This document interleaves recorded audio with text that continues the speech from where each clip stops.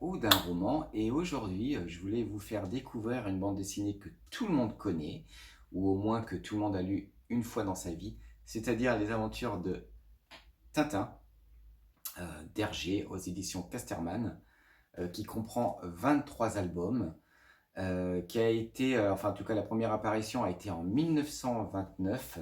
euh, J'essaie de rattraper la bande dessinée, euh, c'est-à-dire Tintin au pays des soviets.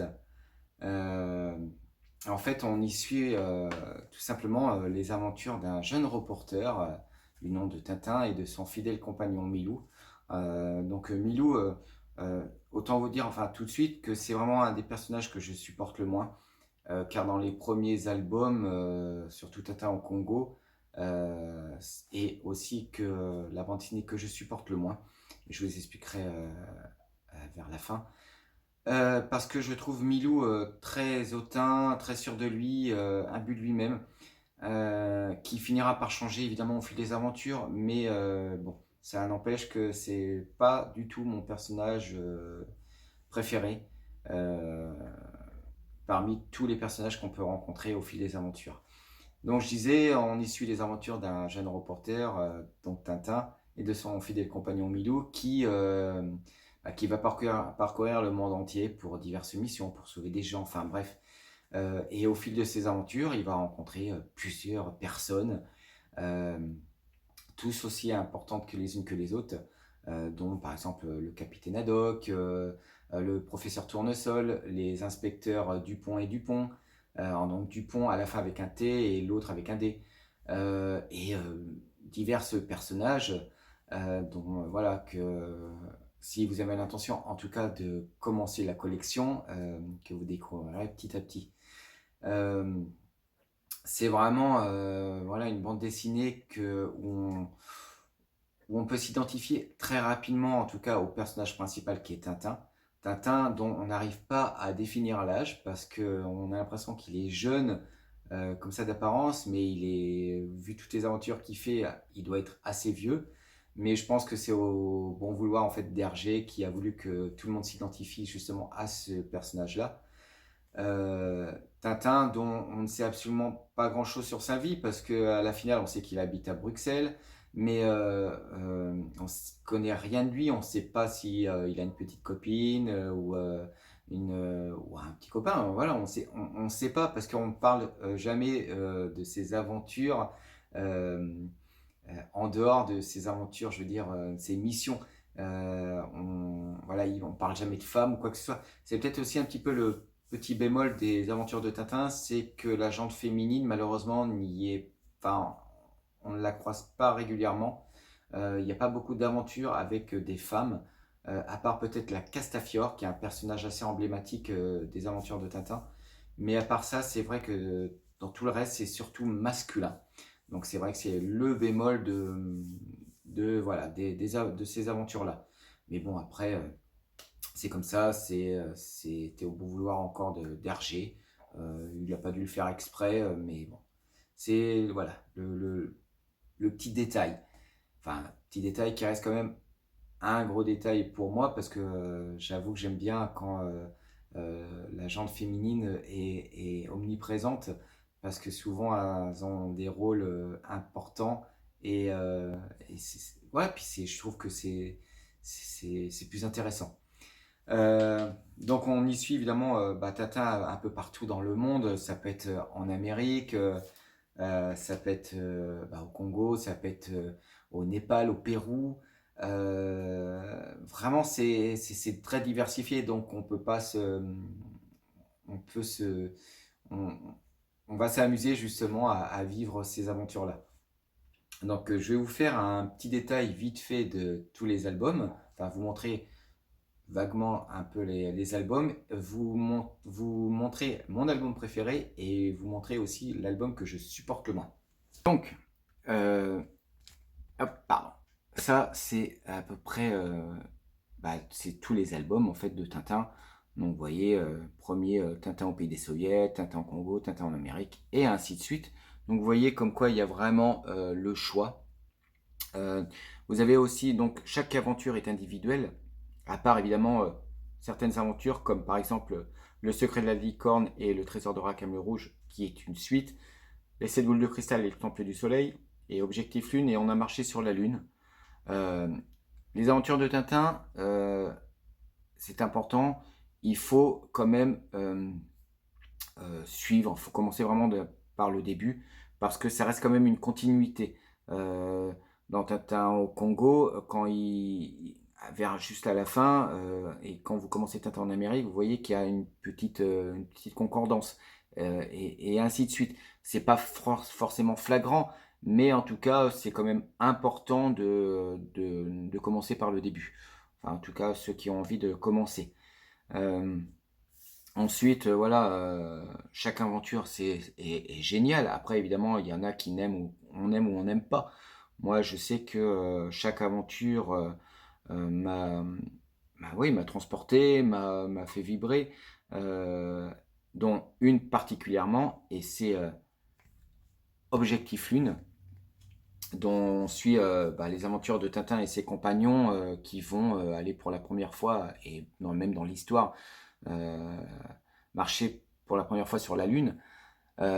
Pour la petite histoire, il faut savoir que Objectif Lune a été écrit par Hergé fin des années 50, donc, et que le premier pas sur la Lune par Neil Armstrong et ses compères, c'est-à-dire le 20 juillet 1969, quand Hergé a commencé à écrire ces aventures-là, il n'avait aucune conscience de comment ça allait se passer là-haut, quoi.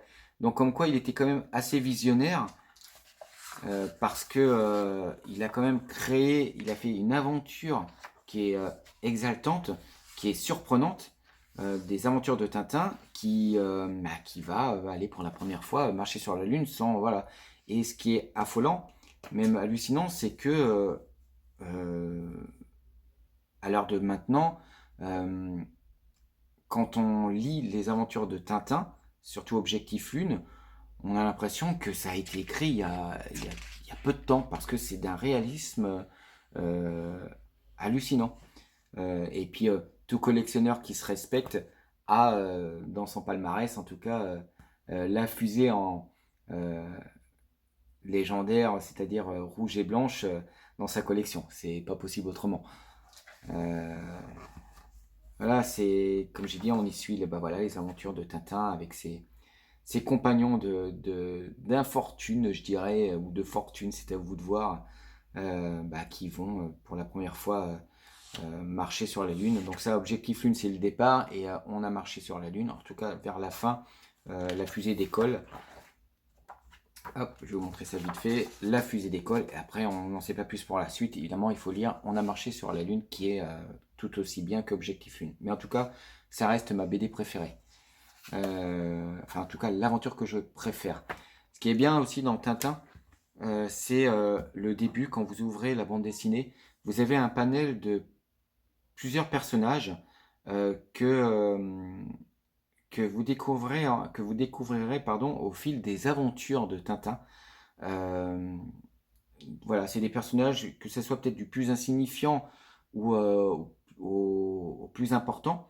Dans le plus insignifiant, je dirais voilà, lui ou lui, qui reste quand même une petite part importante dans une des bandes dessinées, une des aventures.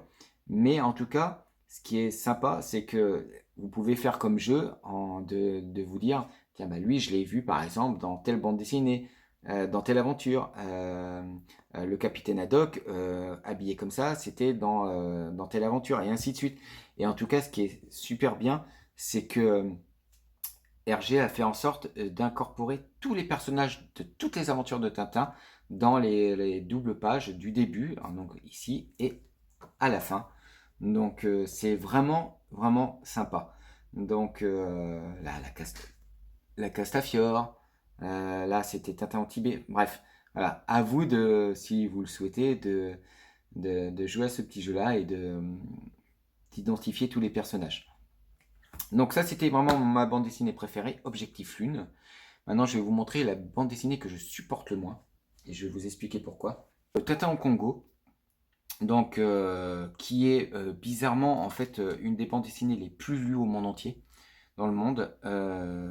Mais pour moi, c'est vraiment la bande dessinée que je supporte le moins. Parce que, déjà, en premier lieu, je trouve qu'il y a un acte de barbarie envers les animaux qui est, omniprésent, ce qui me désole, vraiment. Après, ce n'était pas voulu, ce n'était pas ce que Hergé souhaitait, mais le braconnage y était très répandu à l'époque et malheureusement encore, voilà, encore maintenant. Mais là, en fait, on remarque que Tintin, on dirait qu'il n'a pas de conscience, qu'il tue pour le plaisir, ce qui est, ce qui n'est pas du tout ça. Mais il y tue énormément d'animaux, ce que je trouve un peu dommage, comme par exemple, je sais plus, à un moment donné, il faudrait que je vous le retrouve. Euh, Milou, par exemple, se fait capturer par un singe et euh, Tintin, pour sauver son compagnon, décide de tuer un autre singe, de le dépecer, de revêtir sa peau et de retrouver le singe qui a capturé son compagnon Milou et par la suite de le délivrer, un peu comme du camouflage. Il fait un peu la même chose aussi avec une girafe, il tue à un moment donné un rhinocéros ou un hippopotame, je crois que c'est un rhinocéros, mais carrément à coup de dynamite. Voilà, je trouve ça carrément limite. Même du style, par exemple, maladroitement, ben là, vous voyez un singe qui récupère le fusil de Tintin qui s'est endormi et qui, par maladroitement, bah, tire une balle qui va se décocher sur le front d'un éléphant. Et l'éléphant meurt direct. Et qu'est-ce que fait Tintin? Voilà, il va ramasser ses défenses. Le braconnage est déjà interdit. Surtout, en tout cas, la récupération des défenses, c'est clairement bah voilà, c'est plus d'actualité. Et heureusement, et là, on le voit faire ça sans problème. Comme je l'ai dit, c'était voilà, dans les années 30 et tout. Bon, c'était d'actualité. Heureusement que c'est terminé. Mais voilà, comme j'explique, Hergé n'est pas du tout, pour ainsi dire, responsable de ça. C'était son époque à lui, c'était comme ça, donc voilà, il a fait sans vouloir offenser qui que ce soit. Mais bon, ça n'empêche que cet album-là, il y a beaucoup d'animaux tués et voilà, ça m'a beaucoup révolté. La chose aussi la plus importante, c'est que la population congolaise euh, est assez humiliée. Euh, ouais, c'est vraiment, elle est humiliée, elle est dégradée, elle est limite, c'est raciste. Ils font vraiment passer les Congolais pour des êtres inférieurs. Euh, voilà, j'ai trouvé ça limite. Euh, Comme je disais, Hergé ne l'a pas souhaité ainsi, mais n'empêche que voilà, c'est vraiment, ouais, c'est limite du racisme, quoi. Donc, cette bande dessinée, justement, a fait énormément polémique. Et voilà, il y a encore un peu de polémique par rapport à cette aventure-là. Elle a même été carrément supprimée à un moment donné. Donc, c'est pour dire. Euh, Même aussi qu'il y a des mots que je n'utiliserai pas euh, et qui ont été heureusement supprimés pour parler de la culture africaine, dont la façon dont la façon dont on leur parlait, dont on les appelait, je veux dire, qui a été heureusement annulée. Et c'était dans les toutes premières éditions et heureusement ça a été supprimé. Mais voilà, c'est une bande dessinée, voilà, c'est une aventure que je trouve très limite et qui m'a pas pu voilà, emporter que ça. Bien évidemment, je la garde dans mon collection parce que ça reste Tintin. Mais voilà, c'est comparé à toutes les autres bandes dessinées, toutes les autres aventures, vraiment celle-ci, je ne la supporte pas. Mais bon, ça c'est une autre histoire. Il y en a qui aiment, il y en a qui n'aiment pas, mais en tout cas, ça c'est mon point de vue à moi. Voilà, bah encore une vidéo qui aura duré plus de 15 minutes. J'en suis désolé, je pensais pas parler autant de Tintin. Sachez aussi avant tout que si vous êtes collectionneur, si vous êtes collectionneur, en tout cas si vous avez des bandes dessinées qui datent des premières éditions, offert ou donné par votre arrière-grand-père ou votre grand-père. Conservez-les précieusement parce que ça peut valoir énormément d'argent. Si un jour vous avez l'intention en tout cas de, de vous en séparer ou en tout cas de les vendre, prêtez attention. Ouais, faites, regardez si c'est en bon état, regardez vraiment la date de, regardez tout. C'est un conseil que je vous donne, car elles sont très demandées. Ça se vend toujours à des prix valant entre 100 et ça monte très très très haut.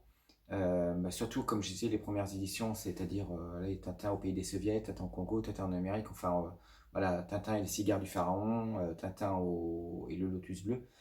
Le lotus bleu aussi, à part les bandes dessinées, vous avez aussi les goodies, les objets qui sont en concordance justement avec Tintin. Moi je sais qu'à l'époque j'avais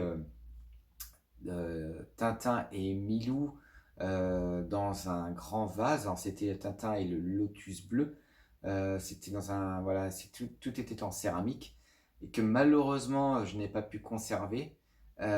Et sincèrement, si je l'avais encore maintenant et si j'avais décidé de le vendre, chose bien évidemment que je n'aurais pas fait, mais si j'avais eu l'intention, je pense que j'aurais pu m'offrir plusieurs PS5. Donc c'est pour dire. En tout cas, si vous avez des Tintins chez vous ou que vos grands-parents ont les Tintins, regardez bien, vérifiez bien et prenez-en soin. C'est un conseil.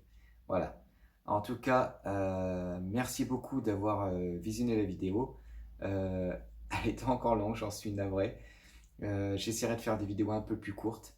Mais voilà, ça me tenait à cœur aussi de vous présenter Tintin. Merci de vous abonner. Merci de faire un petit commentaire si ça vous plaît ou si ça vous plaît pas. Comme je disais à l'ancienne vidéo et comme je le redis encore maintenant, peu importe le commentaire, de toute façon, je ne vais absolument pas juger qui que ce soit, même s'il me fait un commentaire positif. En tout cas, positif, c'est mieux, même négatif. Je suis là pour apprendre. Je suis là pour faire de meilleures vidéos par la suite. Il n'y a aucun souci. N'hésitez pas à me faire le plus de commentaires possible. En tout cas, merci beaucoup. Pensez à vous abonner. Un petit like, ça fait toujours plaisir. Et je vous dis à bientôt pour une prochaine vidéo sur la découverte d'une BD, d'un roman ou d'un manga. Salut!